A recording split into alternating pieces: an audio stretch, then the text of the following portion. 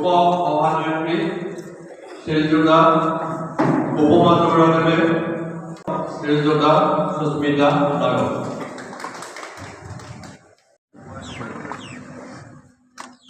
অতি সুন্দৰ, অতি সুন্দৰ।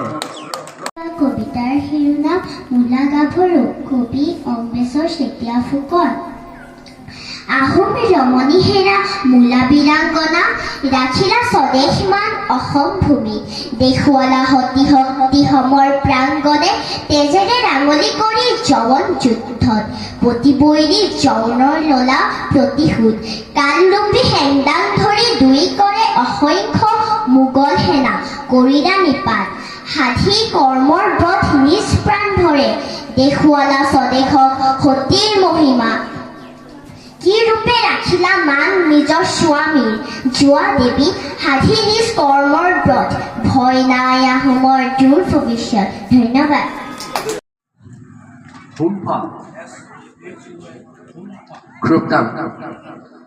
আজি আবৃত্তি কৰিবলৈ লোৱা কবিতাটিৰ শিৰোনাম গড়। কবি চন্দ্ৰ বৰুৱা। গড় গাঁও গড়, কথা শুনি তল চাওঁ, পাক দেখি পিছলে যে পাওঁ। দীঘল সোঁতত যোৱা ভটিয়নি বল পোৱা, উভতিব খোজে মাৰ। ওচৰতে দেখি গড় শাৰী শাৰী চুমঘৰ দাঁতিত মাটিৰ গড়, আছে ভৰি হেনা জাকে জাক।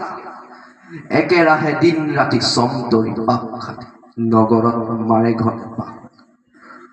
সৰু বৰ বুলি বানি যুঁজৰ বাতৰি পালে হেংদাং তুলি ললে, জাকে জাকে বাঢ়ি গল আগ। ললে ঘোঁৰা ললে হাতী, হিলৈ বৰখা জাতি, যাৰ যেন আছে পতা ভাগ।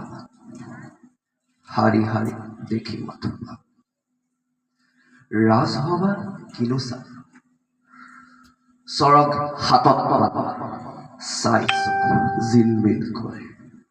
পিতলৰ দাপোন এটি মাথো মানুহত, ৪-৫ গোট হৈ মৰে। দেখি বুকুখনকৈ লৰে।